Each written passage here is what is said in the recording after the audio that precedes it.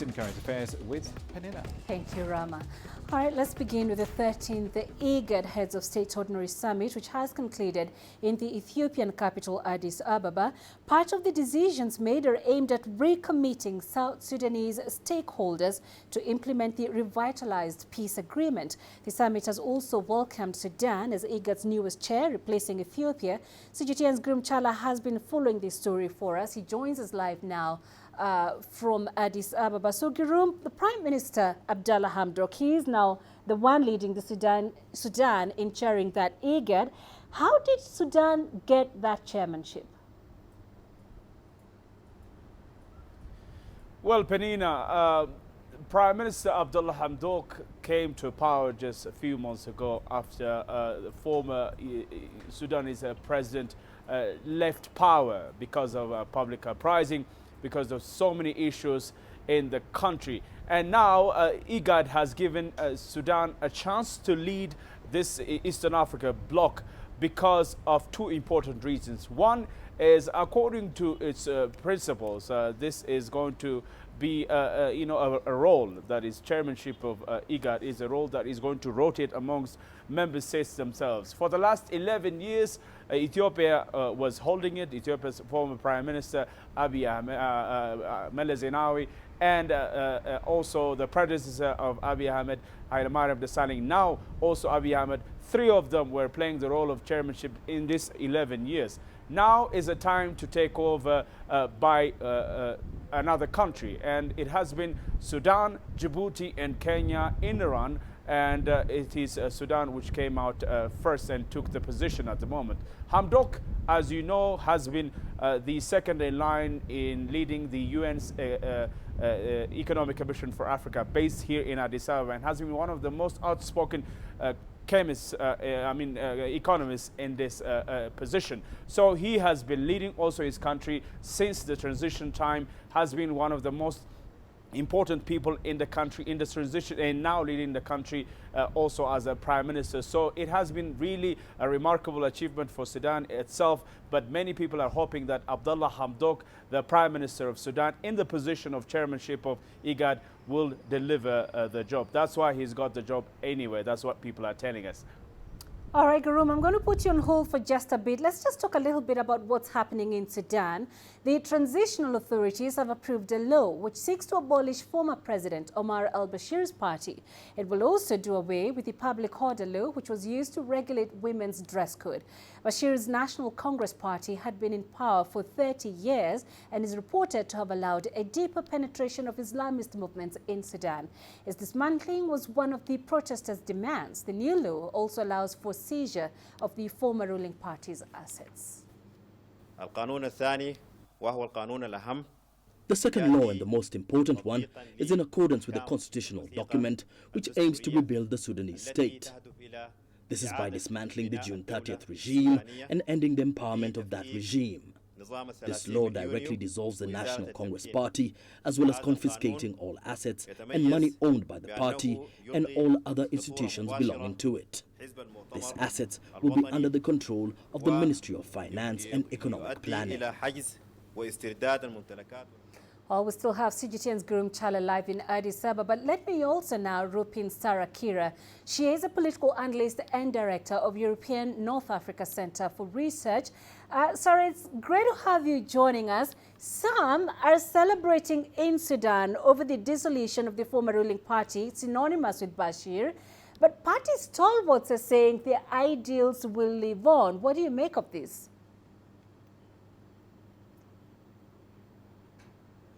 Hi, and thank you for having me, Selena. Well, the people of Sudan were very eager for a change. They were eager for stability in their country. They were eager for more economic stability, and they were eager for a change of policies and more freedoms, of course, and more civilian rights.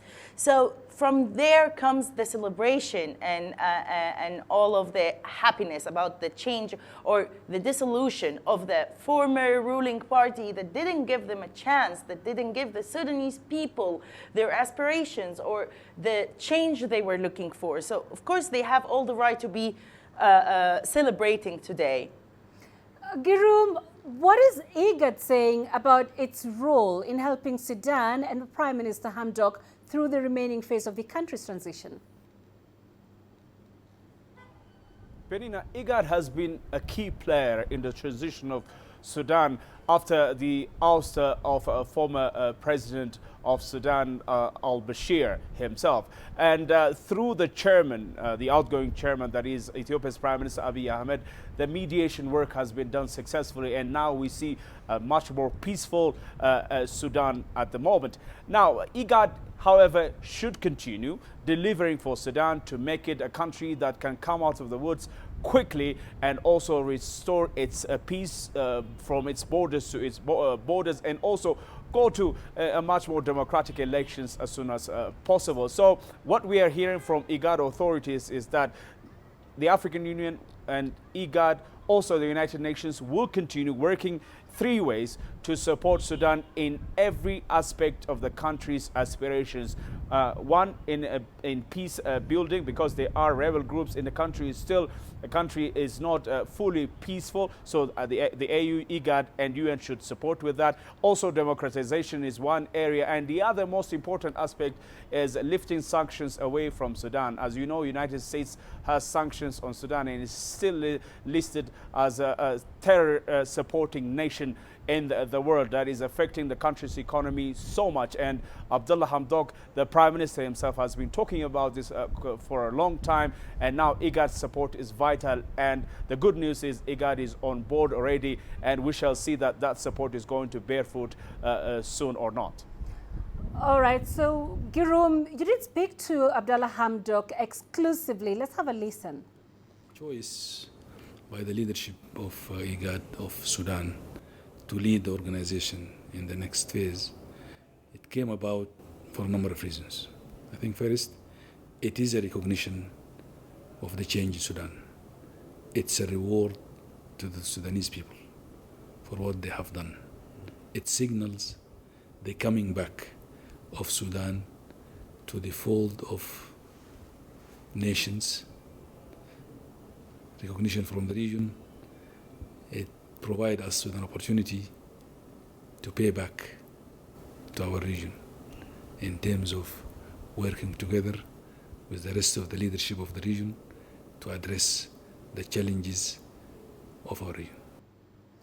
Sarah, let me come to you. Tell us a bit about the significance of the changes to the Sudan Public Order Law.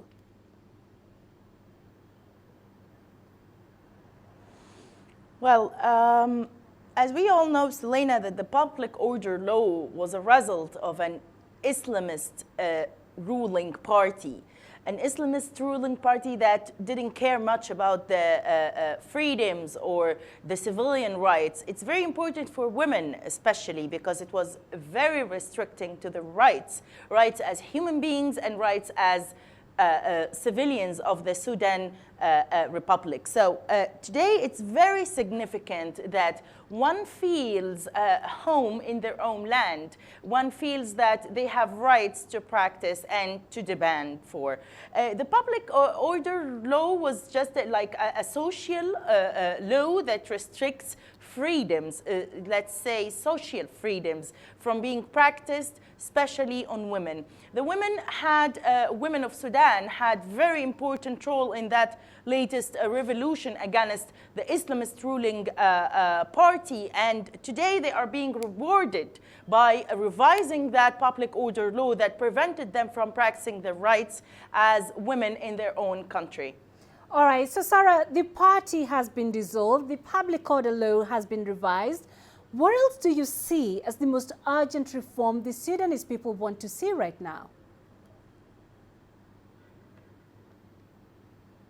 Well, the Sudanese people now wouldn't be so much involved in politics, but out of the revolutions we have seen in the region, people get so eager involved in politics for some while, and then they go back to worrying about their own rights and their own stability and their own lives, daily lives especially. So I think the most important changes that would be very important for the Sudanese people now would be changes related to economy and stability, borders stability especially, and overcoming conflicts in Sudan, and of course enjoying their wealth, the Sudanese wealth, and having a stable currency and more of an economic boost that the country really needs, with more, of course, regional involvement that would be easily achieved.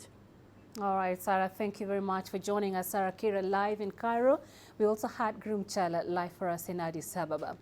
An estimated 1 million people have been affected by floods in South Sudan. That's according to the UN's refugee agency, which says that more than 600,000 people are in need of immediate assistance.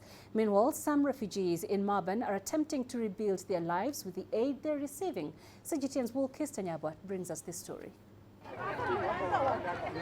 Around 150,000 refugees from Sudan's troubled Blue Nile region fled to Maban in neighboring northeastern South Sudan in search of safety. However, they were met with another unexpected blow: floods. It was really difficult during the floods. Our house was destroyed. No food for the children. We had to go and find food for our children to eat. We are just like this. We don't even have money. In Maban, the flood waters are slowly receding, but submerged homes and damaged crops bear testament to the devastation.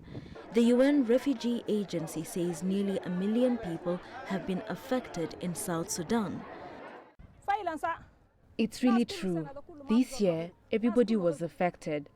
But now, some people did not receive any food items. They do not have houses, they stay under trees, and they did not receive anything. A host community of around 50,000 people in Maban have also been badly hit by the floods, which the UNHCR says have left 6 dead locally. The affected people are now putting the remaining pieces of their lives back together as they wait for the waters to completely dry up. It is non-food items being distributed to the affected house community, those who are affected by the flood. And we are distributing, the NFS that we are distributing comprise of plastic sheet, blanket, mosquito net, sleeping mats, and jerry can plus soap. So our target is 50,000, which is approximately of 10,000 households. Those items will help me a lot. I will go and prepare my tent and tie it so that it can help me. Across the country, it is estimated that some 600,000 people are in need of immediate assistance. Floodwaters also destroyed latrines and contaminated sources of drinking water, raising fears of waterborne diseases gaining a foothold. According to the UN, some $61 million are needed to respond to the aftermath. Wilkisanyabwa, CGTN. In Zimbabwe, the government is providing aid to more than 1 million households. It's trying to avert the acute food shortage, which a UN official has described as a threat to national security. CGTN's Farai Mokutuya has that report. UN Special Rapporteur on the Rights to Food, Hilal Elva, says Zimbabwe ranks amongst the top most food insecure nations outside a conflict zone and called for reforms to rescue millions from potentially destabilizing man-made starvation. A government official I met in Harare told me that food security is a national security.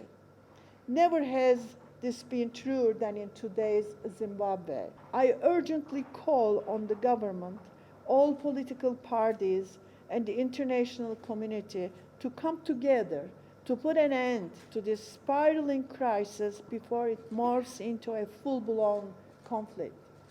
Steps could be taken at the national level to respect, protect, and fulfill the government's human rights obligations, and internationally by putting an end to all economic sanctions. Zimbabwe's government has begun food handouts to part of the estimated 60% of the population left food insecure by a severe drought in 2018.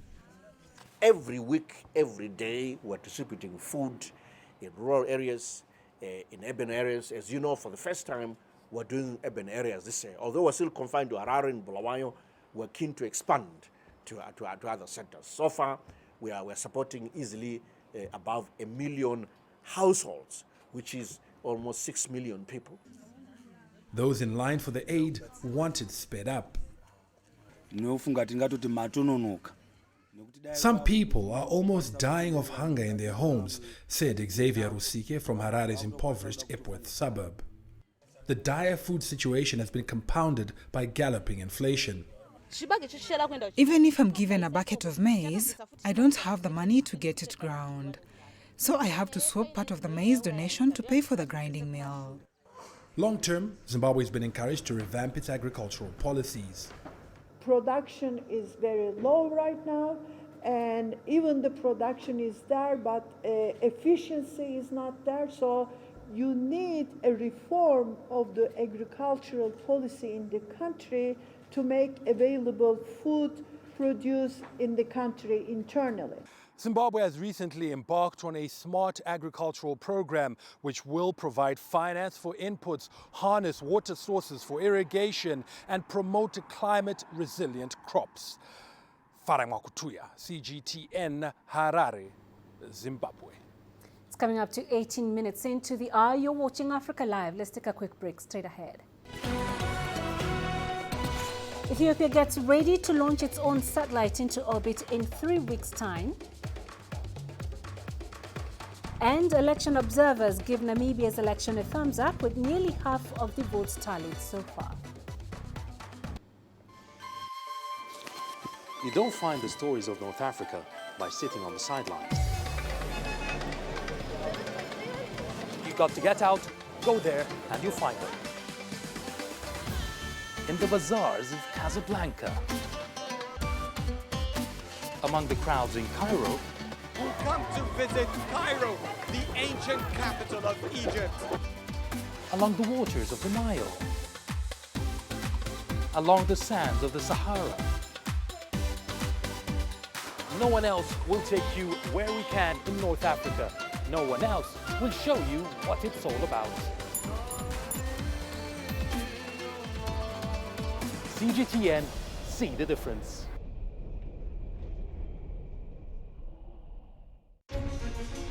Images may appear to be identical, but looks can be deceiving.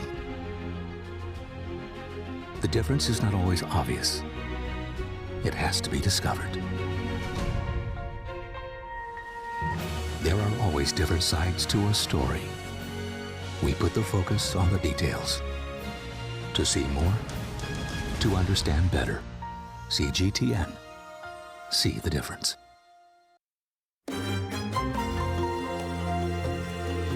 Africa Live. Find your voice.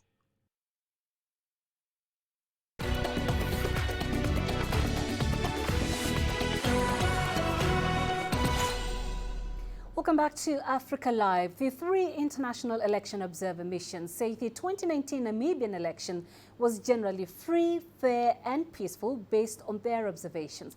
Angelo Kepler is in Windhoek. He joins us live from there. Angelo, the election process seems to have received a thumbs up from the observers. But first, tell us about the vote counting so far.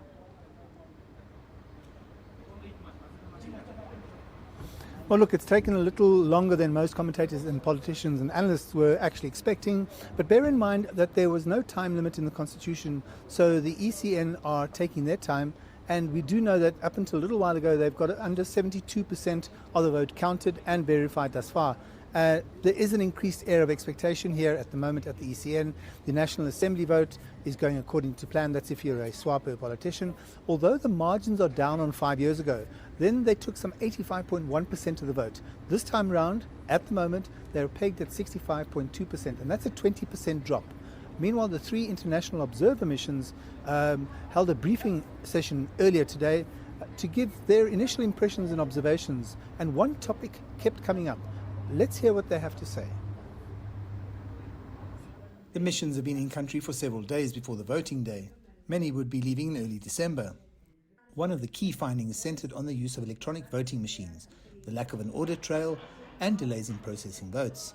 The mission recommends that the relevant authorities take the necessary steps to give effect to the provisions of the Electoral Act. Based on the mission's interactions, this may contribute to increasing public confidence in the electoral system and in the use of EVMs in particular. Several political parties were unhappy with the way that the voting process had been conducted, specifically the use of EVMs. The voter verification process took more time and impacted on the average time to process a voter. The delays were attributed to the failure of the voter verification device to automatically scan the voter's card. Polling staff had to resort to manual search of the names on the device, thus contributing to the long queues observed during the voting exercise. On a practical level, those electronic voting machines played another significant role. And in regard to the EVM, I would implore the Commission to consider whether our electoral processes confers credibility and integrity in accordance to both SADC and AU standards. And I believe there is a meaning for the word standard in that regard. As the vote process continues, the observer missions call for calm and patience. It's our hope and expectation that as the results process reaches its crucial finalization phase, and that Namibia's tradition of peaceful electoral process will continue to be jealously preserved. As the observer mission declarations come to an end, it's clear that not everyone believes that this has been free or fair or just. I'm Angelo Koppler for CGTN in Windhoek, Namibia. Angela, what is the timeline of events from now in this election process? Well, we're waiting now for those final results to be declared. That will be done by the chair of the ECN. In fact, there are a whole bunch of chairs inside the ECN at the moment. The winning party is going to then take with the new president and start that parliamentary process. The one potential fly, though, in this ointment could be the presidential race. If the winning margin is less than 51% between the first and second place, then it's possible that there's going to be a two-candidate presidential runoff. As it stands right now, it's simply too close to call. Gyeonggop has around 55% and Itula has around 29.7%. That in itself is a massive turnaround from 5 years ago when Gyeonggop took 92.4% of the presidential vote. Clearly, Itula has a solid support base here. We will know in the next couple of hours, in fact, which way that pendulum is going to swing. So for now, over the next couple of hours, we'll see how these things play out. Peninah? All right, Angela, many thanks for that. Angela Koppler live in Windhoek.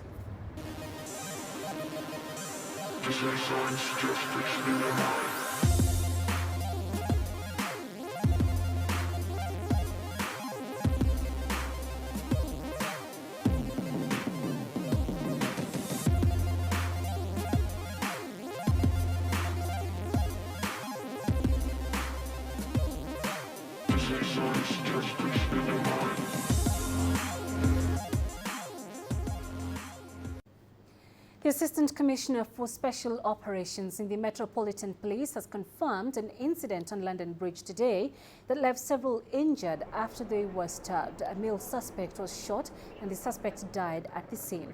More information on the condition of those involved is expected to be released later. The police have said that it is being treated as a terrorist incident. This is due to reports that the suspect may have had an explosive device. However, what was trapped to the body of the suspect was found to be a hoax explosive device. The police are asking anyone with information, images or footage of the incident that can be shared with the investigation team to do so. After a stormy 5 years as joint heads of the European Union, the presidents of the Council and Commission are standing down. In a period which has been marked by crises from terrorist attacks to Brexit, it was clear that both Donald Tusk and Jean-Claude Juncker were relieved to be handing over responsibility to new leaders. Mark Webster reports from Brussels. Please stop, because I will start to cry.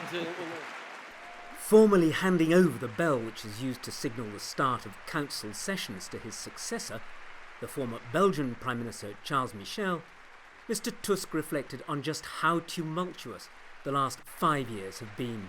From the early months of 2015, Europe has been struggling with crises: Greek, migration, Ukrainian, ISIS and its terrorist attacks inside our borders.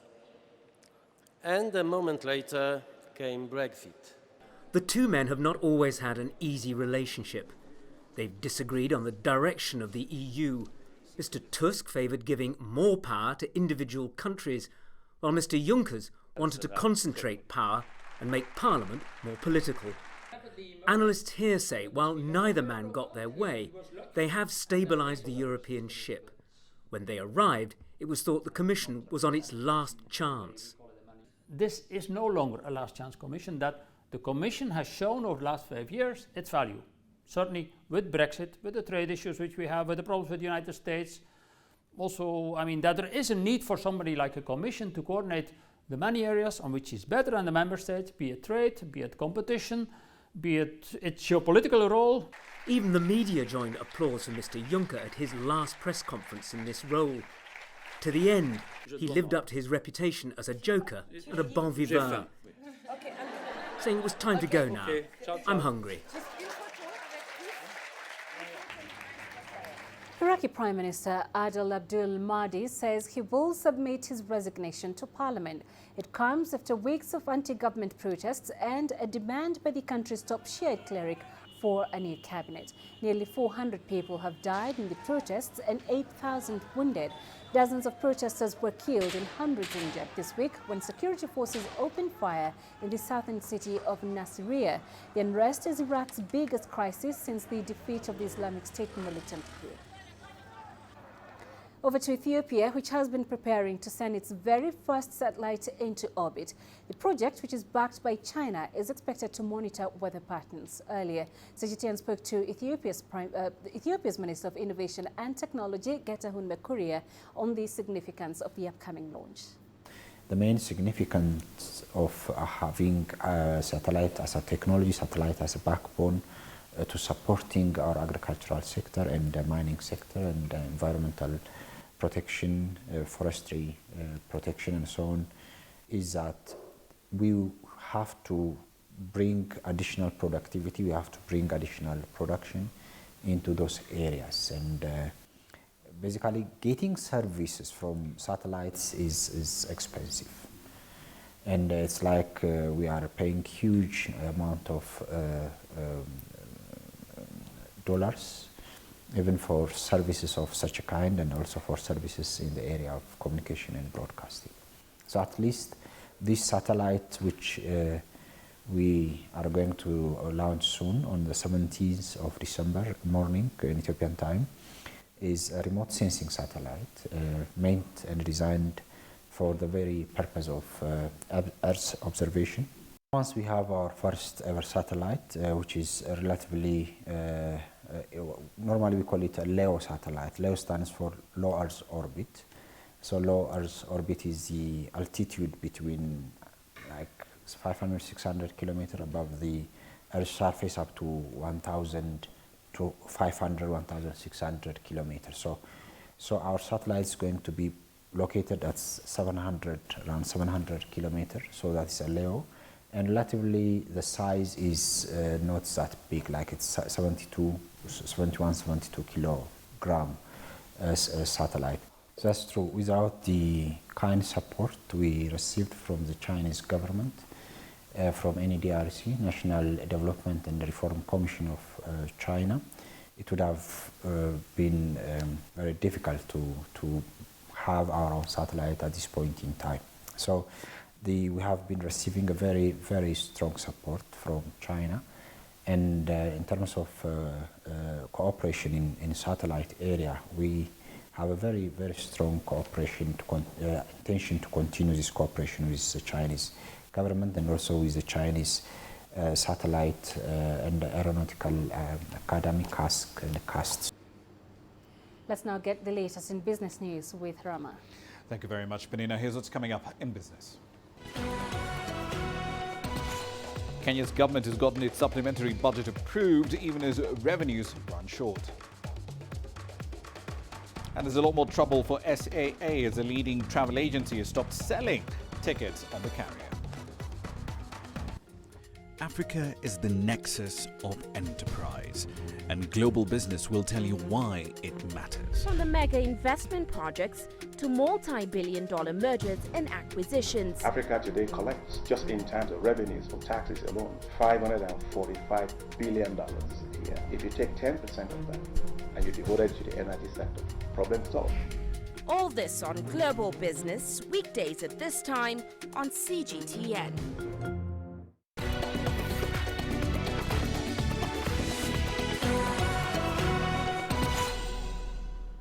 Let's start in East Africa, where Kenyan legislators have approved extra spending by the government for the 2019-2020 fiscal year. Treasury will now get access to the ability to spend about $769 million more to fund its operations. Now, the budget deficit for this fiscal year has also gone up. It's now set at 6.3% of GDP. That's slightly higher than the original target of 5.9%. Lawmakers will also be preparing a bill for the establishment of an independent debt management office, a function that currently is part of the finance ministry. The bill follows concern about rising debt levels in the East African nation compared to government revenue. As of June 2019, Kenya's debt to GDP ratio was over 60%. In 2013, that ratio was about 42%. The government has justified the amount of higher borrowing on public books, saying it's needed to develop much needed infrastructure. Elsewhere, market jitters about the future of South African Airways as a going concern has forced one of the country's largest travel ticket retailers to stop selling flights on SAA. Flight Centre Travel Group has informed its consumers and the SAA of its decision. In the meantime, the Travel Insurance Consultants Organisation has also decided to exclude the airline from its travel supplier insolvency benefit. SAA now needs a government loan guarantee just in order to keep the lights on. Without this, it either has to be liquidated or it will have to go into administration. In South African law, it's called business rescue. According to Treasury and Public Enterprises Department, the airline needs at least $136 million right now just to pay salaries and suppliers, or it will cease trading. Commercial banks are willing to advance the money, but only if they get a full loan guarantee from the government.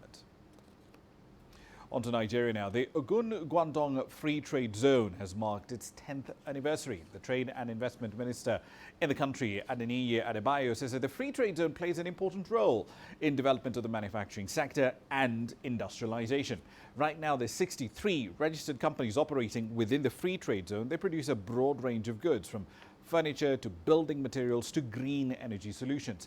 In 2019, the total output of the Free Trade Zone was worth about $120 million, and some 6,000 jobs were created in that sector.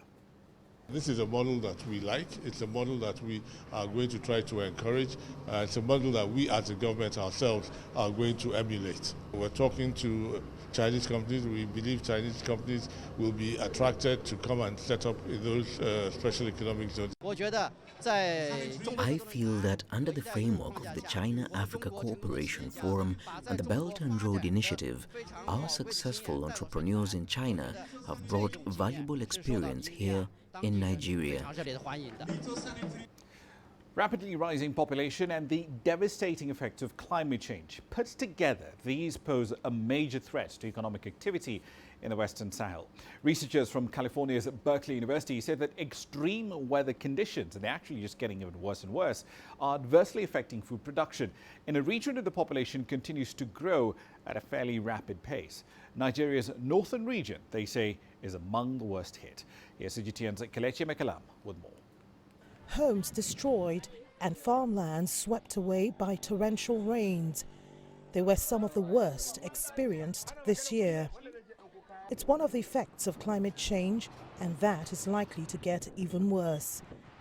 There are also concerns that without intervention, temperatures in the region may rise by 3 degrees Celsius. Experts worry that this would have untold consequences on Africa's Western Sahel economy. Some of the impacts, like increasing desertification, reduced perspiration, reduced rainfall over time, and all of this leading to potentially leading to increased food insecurity. That's really where the challenge is. The effects are already being felt here, especially with an unplanned growing population expected to double by the next 30 years. Rising food insecurity is paving way to mass migration and violent conflicts. What's more, government policies are poorly harmonized and implemented.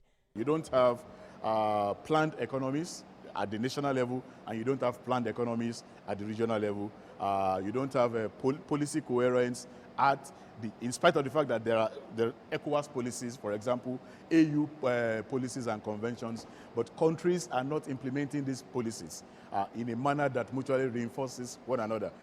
Researchers say government would have to invest in 4 key areas: family planning, girl-child education, agriculture and security, without which a system collapse may be inevitable.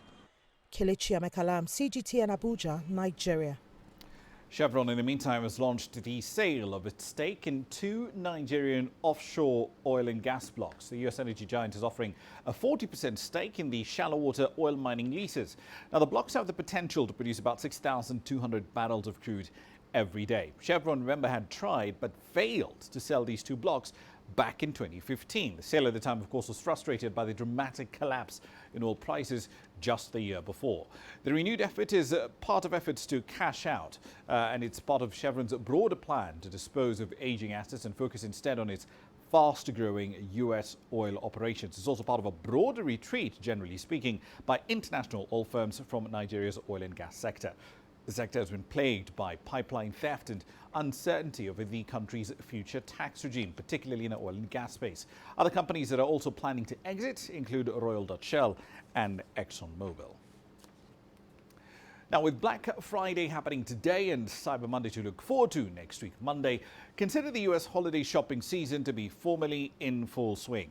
A recent survey on Amazon shows that rising costs attributable to tariffs on products made in China are now forcing sellers to push even harder to make a profit. The consulting firm Jungle Scout shows that 42% of sellers on Amazon say they will have to charge more for goods imported from China due mainly to the increased tariffs. 38% of sellers surveyed say they're also cutting their typical holiday discounts. However, 61% of vendors say that their sales are higher than usual. Analysts are attributing that, of course, to the usual boost that we see from Black Friday and Cyber Monday. But the survey also shows that more than half of sellers on Amazon have offered deals and discounts in order to boost sales. Now, staying in the United States, the country's National Retail Federation expects the country's retail sales to top $730 billion this holiday season. And travelers from around the world are going to be a major contributor to that number. The United States usually sees the heaviest traffic during the year-end holidays. Data from the American Automobile Association showed that 55 million people will be on the road to travel or to visit their families on Thanksgiving Day alone. That's nearly a 3% jump compared with last year, marking the busiest Thanksgiving in 14 years. Analysts say the roads traveled and routes flown stimulates consumer spending through the holiday season. You know, it's been estimated that 7 out of 10 jobs in the United States have some sort of direct or indirect connection to travel. All those roadside attractions and restaurants and what have you, their numbers go up when more people travel. Some traditional holiday events are attracting tourists with more creative ideas. The Macy's Thanksgiving Day Parade in New York presented its partnership with Japanese artist Yasuo Kusama and Netflix cartoon series Green Eggs and Ham. I love them because they're so huge and they look so cool. And do you have a favorite one yet? Snoopy. We're in New York and we're going to go to the the Macy's Day Parade. Other than New York City, Las Vegas and U.S. state of Hawaii and Orlando are expected to be the most crowded with tourists during the holiday season. That's according to online travel platform Trivago. We're trying to go to Honolulu and enjoy the Thanksgiving holidays with our family. Traffic data company INRIX estimated that over 4 million Americans will fly somewhere for Thanksgiving, a 4.6% increase from last year. Meanwhile, American Automobile Association data showed that road travel could increase 2.8% on year. Michelle Vandenberg, CGTN. We'll leave it there for the time being, but I'll be back at the top of the hour. In Global Business, we'll be talking about e-commerce, specifically Jumia. It shut down operations in Tanzania. 10 days before that, it shut down operations in Cameroon. Its share prices are down by over 70% this year alone. What on earth is going on? We'll have some answers for you at 1800 GMT. See you then. For now, back to Peninah. Thank you, Rama. You're watching Africa Live, still ahead. Zimbabwe and China use performing arts to promote bilateral relations. Join us in Global Business and see Africa through our eyes.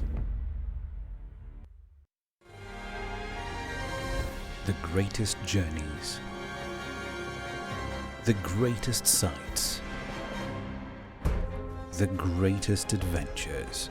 Here in Panata, this weir allows the locals to walk on water. We're far more than just TV news. We're your passport to the wonders of Africa.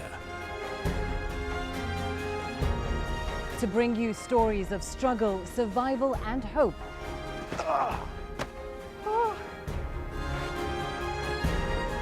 So let's explore.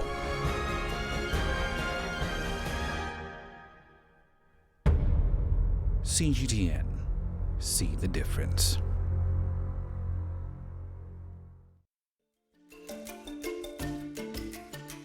Africa Live. Find your voice.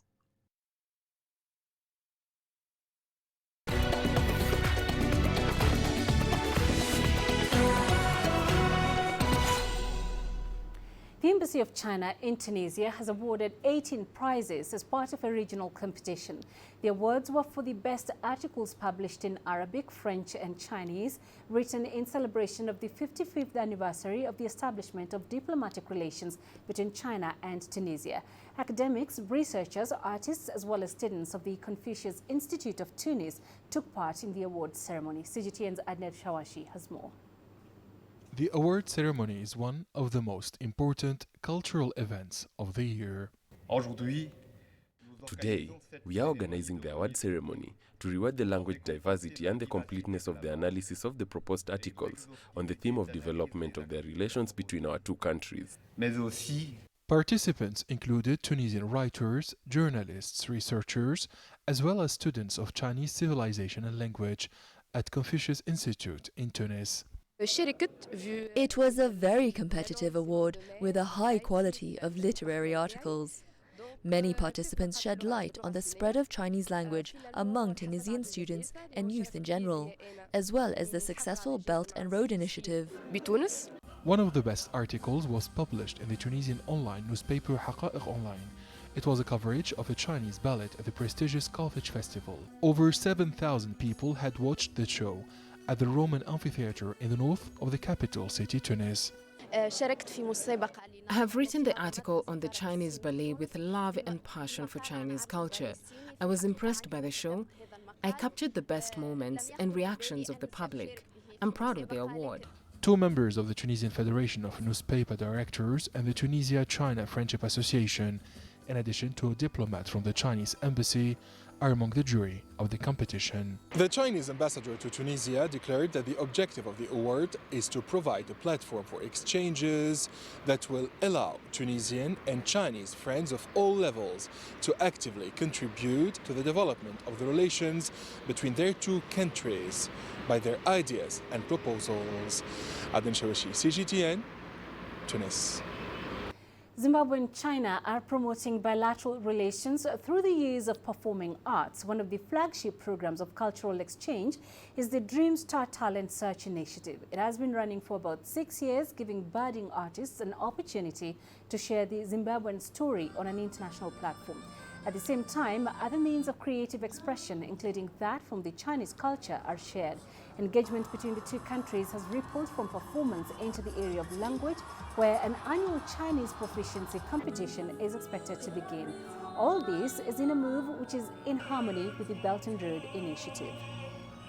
Under the Belt and Road Initiative, the embassy has sponsored art exhibition, art performance, We hope through our joint efforts, we will bring more tangible fruits and outcomes for our two peoples.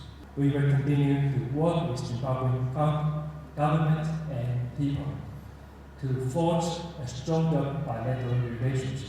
I've been in Zimbabwe 25 years. To me, Zimbabwe and China is no difference. It's the same country. I love my nation, China. I also love my nation, Zimbabwe. To me, I would like to do my level best to helping the two nations to become more tied up on relationship. And somehow Zimbabwe have to learn from China, and China also have to learn from Zimbabwe. So that's what we call cultural exchange, people exchange. I feel like I'm ready to take up the challenges, and I also feel like since they have seen what I got, I hope not to let them down. Secondary school students in Uganda will now begin to learn the Chinese language next year. This comes after the Ministry of Education reviewed its curriculum to include the language among the foreign languages taught in the country.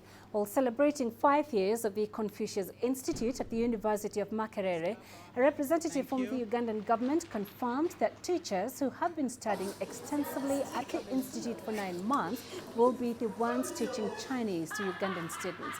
At least 30 teachers have graduated from the institution this year with a bachelor degree in Chinese and Asian studies. The initiative is part of the efforts to improve relations and integration between China and Uganda. Recently, the Ministry of Education made a review of the curriculum, and I'm glad the Chinese language was included as one of the subjects to be taught among other foreign languages. Therefore, the work of the Confucius Institute in partnership with the Ministry of Education to train Ugandan teachers who will in turn facilitate the teaching of the Chinese come next year when the new curriculum is rolled out is a step in the right direction. Chinese language learning is becoming more and more popular. We hope our Ugandan friends could learn more about the Chinese civilization, China's ancient charm and youthful vitality today. Through learning Chinese language, we hope language learning could promote mutual understanding of our two peoples, could raise the China-Uganda comprehensive cooperative partnership to a new high, and make the flowers of Uganda-China friendship bloom with new splendor. Coming up in sports. Arsenal sacked manager Unai Emery after worst run for 27 years.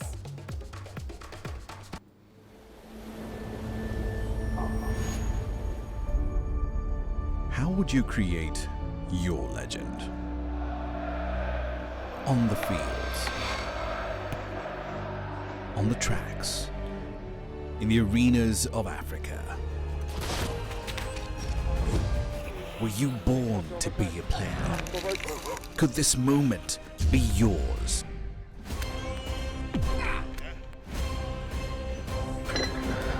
Sports Scene. Find your game.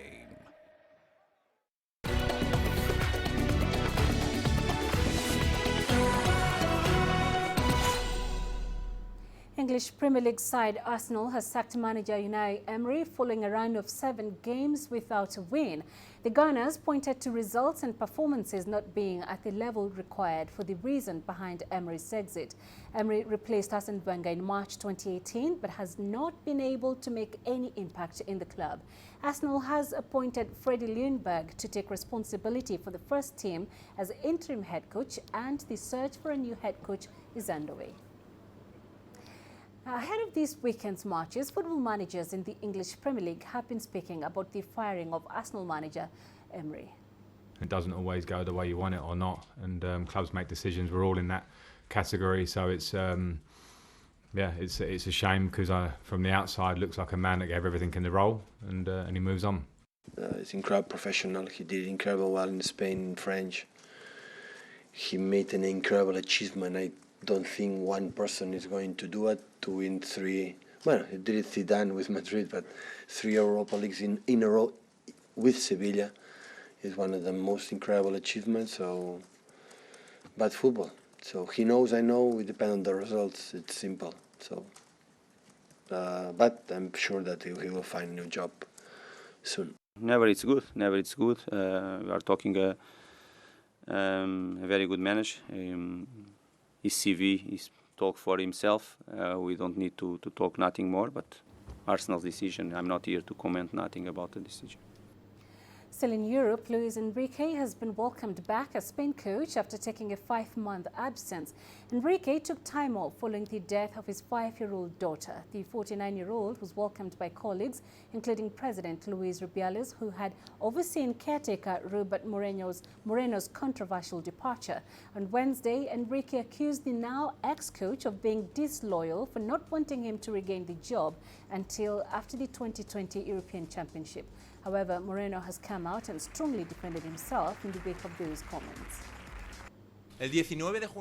In July of last year, the Spanish Football Federation's president told me that I would be Spain's next national coach. And he explained to me that I was signing a contract until the end of the Euros. I did not accept it until I had the approval of Luis Enrique. Nobody knew how long he would be away from the team. I needed to step up, and I did it.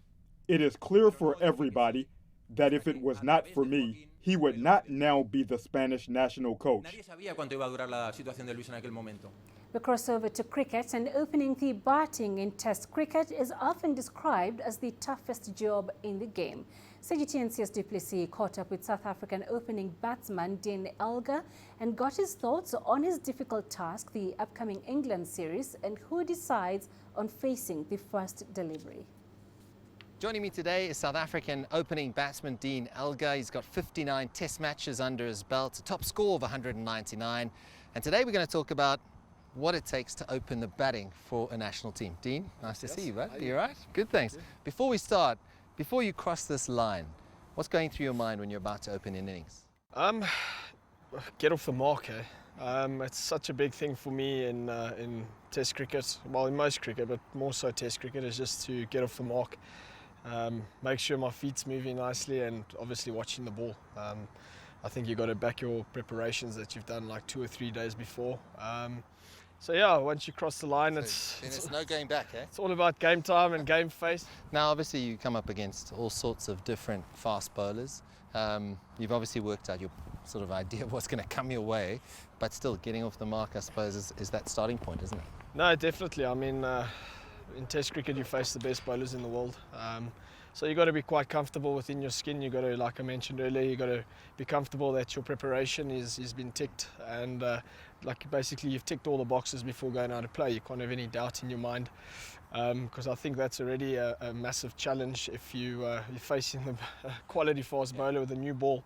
I'd say pretty much the odds aren't on your side or in your favour, so you pretty much got to back yourself without those demons in your head. Speaking of demons, I mean, you were probably one of the few batsmen that came out of India with less demons than other batsmen.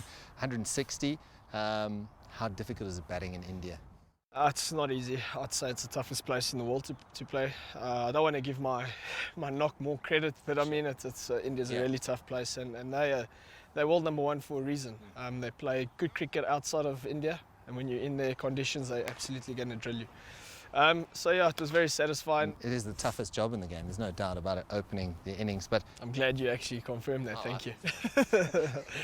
But there must be no more satisfying feeling than getting the triple figures. I mean, tell us, I mean, a Test 100, you've got a couple in the bag now. Tell us about that feeling. It must be cool. And I mean, imagine at a stadium like this where you've raised the bat, and you know, it's a special moment that you'll cherish, I suppose, for the rest of your life. Definitely, that's definitely one of my goals now going into December. We're playing England here on Supersport Park, and it's my home ground. I don't have 100 here. I've got a few Test 50s, but I definitely want to get on that 100 board that's in our change room.